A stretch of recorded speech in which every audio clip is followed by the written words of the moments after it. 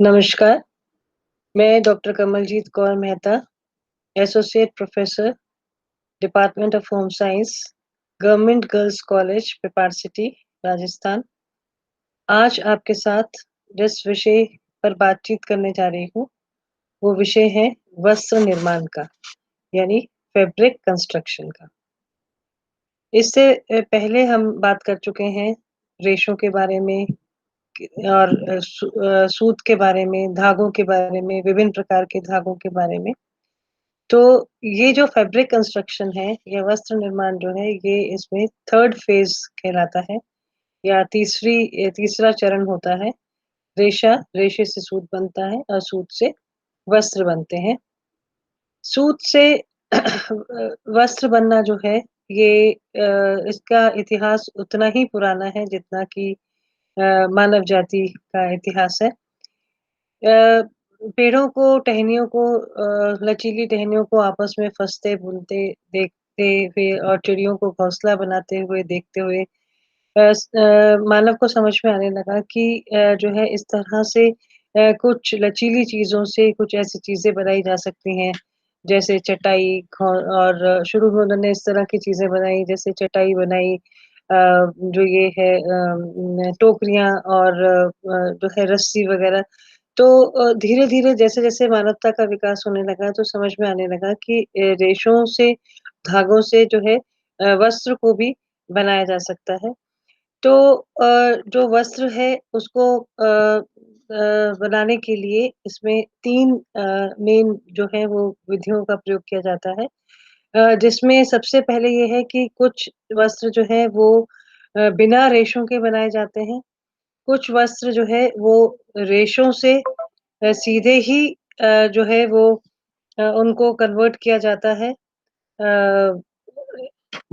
इसमें वस्त्रों में और फिर जो सूत है यानी जो धागा है उससे वस्त्र को जो है वो का निर्माण किया जाता है। तो जो है इसमें ना केवल धागों का ही उपयोग किया जाता है बल्कि केवल रेशों का प्रयोग करके अथवा बिना रेशों के उपयोग से भी विभिन्न विधियों द्वारा वस्त्र बनाए जाते हैं। तो इसे जो है जिन विधियों का वस्त्र निर्माण के लिए प्रयोग किया जाता है इसको बेसिकली 3 भागों में विभाजित करते हैं। बिना रेशों द्वारा वस्त्र निर्माण, रेशों द्वारा वस्त्र निर्माण एवं सूत द्वारा वस्त्र निर्माण। और जिसमें पहली कैटेगरी जो है, उस कैटेगरी में आता है कागज़। तो कागज़ में क्या करते हैं कि इसमें इसका जो आरंभ जो है वो 1968 में हुआ और इसमें क्या है कि जो फेंक देने वाली जो वस्तुएँ होती हैं, जो डिस्पोज़ेबल आइटम होते हैं, जैसे आपके ये जो इसमें जैसे हम ग्लासेस और बॉटल्स और ये सब जो यूज़ करते हैं, तो उसके लिए जो है ये बिना रेशों के साथ में जो है इसको बनाया जाता है। फिर इसके साथ ही जो दूसरी विधि जो होती है वो है प्लास्टिक फ़िल्म और शीट्स की और फिर जो है ये नेक्स्ट जो है वो पॉलीयूरेथेन फ़ोम होता है, एक तरह का फ़ोम होता है जिस फ़ोम से जो है उसको कुछ एडहेसिव्स लगाकर और इससे जो है तैयार किया जाता है वस्त्र तैयार किया जाता है। ऐसे ही टापा वस्त्र होता है जिसमें कि वस्त्र को जो है उसको ये भी बिना रेशों के उपयोग से ही बनाया जाता है। और फिर कुछ जो विधियाँ होती हैं जिसमें कि रेशों का उपयोग करके वस्त्र का निर्माण किया जाता है, जैसे नमदा बनाना। नमदा बनाना जो है ये बहुत ही एक प्रचलित न तरीका है जिसमें कि जो ऊन होती है, जब ऊन में जो ओवरलैपिंग स्केल्स होते हैं उसमें ज़्यादा प्रेशर और ज़्यादा हीट जब दी जाती है, तो रेशे जो हैं वो बिना उसको धागे में कन्वर्ट किए हुए उस प्रेशर से और उस हीट से ही जो ऊन की ओवरलैपिंग स्किल्स होते हैं वो आपस में जुड़ जाते हैं और उससे जो है नमदा बनाया जाता है और ये नमदा का जो मेथड है ये ज़्यादातर कालीन और ये जो कारपेट्स और गलीचे वगैरह बनाने में इसका इस्तेमाल किया जाता है। और फिर जो है सेकंड मेथड जो है वो सुई द्वारा पंच करके जो है जालनुमा वस्त्र बनाया जाता है। इसमें कुछ लेस टाइप का के फैब्रिक्स जो हैं वो सुई से पंच करके बनाए जाते हैं। जो बॉन्डेड है बिना हुआ वस्त्र है बिना बुना हुआ वस्त्र है, इसमें भी जो है रेशों को जो है उस पर इस तरह का जो स्प्रे करके चिपकाने वाले जो पदार्थ हैं उनको स्प्रे करके और बिना धागे में कन्वर्ट किए हुए उसको डायरेक्ट वस्त्र बनाया जाता है। इसी तरह से ये जो यांत्रिक बॉन्डेड वस्त्र हैं, इसमें मशीन्स का प्रयोग किया जाता है और फिर ये जो लैमिनेटेड वस्त्र हैं, जैसे हम लोग इस तरह से कोई भी चीज़ जैसे आपका कोई ऐसा डॉक्यूमेंट होता है जिसको आपको सेफ रखना होता है, तो उसको अपन लैमिनेट करा देते हैं। तो उसमें भी जो है प्लास्टिक शीट्स का प्रयोग करके और इसको तैयार किया जाता है। और फिर हम आते हैं ये जो ज़्यादा प्रचलित विधि है जिससे कि वस्त्रों का निर्माण किया जाता है, वो है सूत द्वारा वस्त्र का निर्माण। इसमें ये जो मेथड है जिसको हम गूँथना कहते हैं, पहला मेथड जो है उसको ब्रेडिंग कहा जाता है। इसमें धागों को आपस में मिलाकर गूँथ कर वस्त्र बनाए जाते हैं। इसमें 3 या 3 से धागों का ज़्यादा अधिक धागों का प्रयोग किया जाता है और इस विधि से चपटे वस्त्र निर्मित किए जाते हैं, जिन्हें प्लेटिंग्स भी कहा जाता है। और ये जो ब्रेडेड वस्त्र जो होते हैं बहुत ही अच्छे लचीले, आकर्षक और देखने में सुंदर लगते हैं। ये कार्य जो है ये हाथ से भी होता है और मशीनों से भी संपन्न होता है। इस विधि से जो उपयोगी सामान बनाया जाता है जैसे जूते की लेस है, पैराशूट के जो कॉर्ड्स हैं, विभिन्न प्रकार के जो टेप होती है या मछली पकड़ने के जाल होते हैं या बिजली के तारों को कवर करने के लिए बनाया जाता है। जैसे आप इस चित्र में देखें कि ये जो है ये इस तरह से ब्रेड्स जो हैं ये जो है इसको इस तरह से गूँथ कर और फिर इसको तैयार किया जाता है। ये देखिए आप ये भी जो है ये हाथ से बना हुआ है। इसमें जो है अलग-अलग पुराने लेकर उनको 3 तरह के ताने या 3 भाग में डिवाइड करके और फिर उसको आपस में जोड़ा जाता है। और इसी तरह से जो है इसकी जो ये जो फ़ॉर्म है, ये एक्चुअली फ्लैट फ़ॉर्म या टेबुलर फैब्रिक के फ़ॉर्म में होता है और इसकी जो विड्थ होती है या चौड़ाई जो होती है वो कम होती है। ये देखिए जैसे ये इसमें भी जो है ये वूल से ऊन से इसको करके और जो है इसमें कोई फिलर नहीं है। ये आप देखिए 3 जो है इसके 1, 2 और 3 ये 3 इसके जो है स्ट्रैंड्स लेकर और फिर इसको गूँथ कर जैसे कि चोटी को गूँथ कर तैयार किया जाता है। इसलिए ये जो फैब्रिक्स होते हैं, ये ब्रेडेड फैब्रिक्स कहलाते हैं। उसके बाद में हम आते हैं सेकंड विधि जिसको कि निटिंग कहते हैं और निटिंग विधि से भी अनेक प्रकार के वस्त्र बनाए जाते हैं।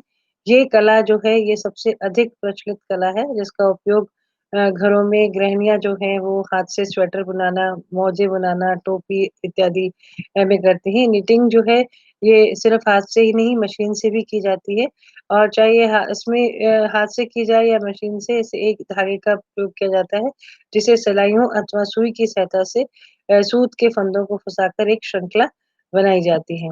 ये जो निटिंग के प्रकार की हम बात करें तो निटिंग का कार्य केवल एक धागे से अथवा अनेक धागों का उपयोग कर धागों के लूप बनाए जाते हैं जिसको कि हम हिंदी में फंदे भी कहते हैं। जब हम हाथ से निटिंग करते हैं, सिलाइयों पे बुनते हैं, तो जो चौड़ाई में जितने भी धागे का प्रयोग करके जो फंदे डाले जाते हैं, उन्हीं को ही लूप्स कहते हैं और ये लूप जो है ये धागे की दिशा के आधार पर निर्मित होते हैं। ये जो निटिंग होती है, ये 2 प्रकार की निटिंग होती है, वेफ्ट निटिंग या बाना बुनाई, वार्प निटिंग या ताना बुनाई। इससे आगे एक्सप्लेन करेंगे हम, तो इससे आप और अच्छे समझ पाएँगे। जैसे जो है ये इसकी जो है ये इसकी विधि है, जैसे ये इसमें जो है ये इस बुनाई को जो है, ये एक ही धागे से तैयार किया गया है, ये वेफ्ट निटिंग है और उसके बाद में ये देखिए आप इसमें ये इसकी डिज़ाइन जो है ये भी ऊन से जो है अलग स्टिचेस यूज़ करके यानी एक उल्टा एक सीधा इस तरह से सीधे पे सीधा, उल्टे पे उल्टा इस तरह का लूप निकाल कर और फिर इसे तैयार किया गया है। और ये जो है ये इसमें ये एक और वेफ्ट निटिंग और वॉर्प निटिंग का एग्ज़ाम्पल है। इसमें वेफ्ट निटिंग में तो जो है जैसे बिल्कुल हाथ की बुनाई की जाती है। जैसे ये देखिए आप ये फंदे डाल दिए जाते हैं और एक ही जो धागा है वो चलकर वापस आता है, एक फंदे से दूसरे फंदे में से निकलता जाता है और इस तरह से फिर ये आगे ऐसे बढ़ता जाता है। यानी ये जो है ये क्षैतिज दिशा में आगे बढ़ता है। क्षैतिज दिशा में आगे बढ़ता है और धागा एक ही धागा इस्तेमाल किया जाता है और फंदे जो हैं उनमें से निकाल कर आगे इसी तरह से ये मशीन से भी बनाया जाता है। और इसमें आप देखिए कि इसमें क्या है कि इसमें जितना चौड़ा वस्त्र बनाना होता है, उतने धागों का प्रयोग किया जाता है। ये सब अलग-अलग धागे हैं और ये धागे जो है ये ऊपर सीधे चलते जाते हैं। एक धागा जो है वो आप अपने पास का राइट का या लेफ्ट साइड का एक दूसरे फंदे को उठाते हुए और ऊपर की ओर चलता जाता है। इस ये जो विधि है, इस विधि से जैसे आप देखिए जो आप सॉक्स पहनते हैं, जिनमें कि अगर आप ध्यान से आप देखें, तो इस तरह की जो फंदे जो हैं वो उठाकर और साथ-साथ और इसमें फिर साथ-साथ इंटरलॉकिंग भी होती जाती है। यानी जितना चौड़ा वस्त्र बनना है, उतने ही धागे का इस्तेमाल किया जाएगा और हर धागा जो है वो अपना स्वतंत्र रूप से भी और साथ में दूसरे रूप को लेकर भी आगे बढ़ता जाता है और इस तरह से ये वॉर्प नेटिंग से वस्त्र तैयार होता है। और जैसे कि यही चीज़ मैंने अभी आपको बताई कि जो वेफ्ट बुनाई जो है ये ये विधि इस विधि हाथ से सिलाइयों पर की गई बुनाई की तरह ही होती है। केवल एक ही धागे का प्रयोग किया जाता है और क्षैतिज दिशा में बुने भाग के आर-पार आता जाता है। और वेफ्ट बुनाई जो होती है इसमें निम्न डिज़ाइन बनाए जाते हैं। रिब निटिंग है, गोलाकार निटिंग है, उल्टे फंदे की निटिंग है, दोहरी निटिंग है। ये सब जैसे जो लोग हाथ से स्वेटर बनाना जानते हैं, वो इन चीज़ों को और अच्छे से समझ सकते हैं। और इसमें जो है ये अलग तरह के जितने भी जो हाथ की बुनाई के और मशीन की बुनाई के जो डिज़ाइन्स होते हैं, ये उनकी बात की जा रही है इसमें। और फिर जो है इसमें ताना बुनाई की जब हम बात करें, तो ताना बुनाई जो है वो बाना बुनाई से अच्छी मानी जाती है और वार्प रचना से निर्मित जो फंदे होते हैं, वो खुलते नहीं हैं। निटिंग मशीन में प्रत्येक फंदे के लिए अलग-अलग धागे का प्रयोग किया जाता है। बुनाई जो है वो सीधे नीचे से ऊपर की ओर जाती है। फंदों को आपस में जोड़ने के लिए प्रत्येक फंदा अपने दाएँ फंदे को भी अपने साथ में लेकर ऊपर चलता जाता है, जैसे कि मैंने आपको पहले बताया। और प्रत्येक फंदे के लिए अलग-अलग धागा जो है, वो प्रत्येक धागे के लिए अलग सुई लगी होती है। और वॉर्प निटिंग में भी 3 तरह के डिज़ाइन्स का प्रयोग किया जाता है और इसको ये इनके नाम हैं, ये अलग-अलग इसके 3 तरीके हैं, रेशेल है, मिलेनीज़ है और ट्राइकॉट। ये 3 तरह की निटिंग होती है, जिससे कि वॉर्प निटिंग को बनाया जाता है।